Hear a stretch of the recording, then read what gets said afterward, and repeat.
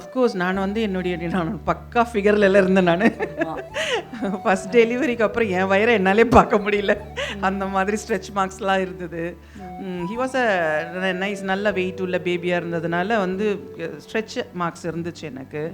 அப்புறம் பாடியும் கொஞ்சம் வந்து வெயிட்லாம் போடும். But I came back to shape. அந்த மாதிரி இருந்தது.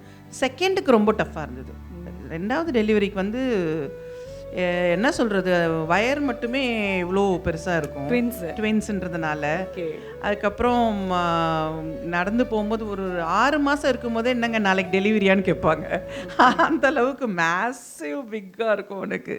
பயப்படுவாங்க என்னை பார்த்தாலே, ஐயோ டெலிவரியா உனக்கு அப்படின்னு தான் சொல்லுவாங்க. அப்புறம் டெலிவரிக்கு அப்புறம் வந்து திஸ் டாக்டர்கிட்ட கேட்டேன் நான், என்னோடய வயர் வந்து ஆஃப்டர் டெலிவரி பேபிஸ் வந்து இருக்காங்க, படுத்துட்டு இருக்காங்க, நான் எனக்கு I am not feeling very comfortable. என்னன்னு பார்த்தா இந்த வயர் வந்து லூஸ் ஆகிடுச்சு.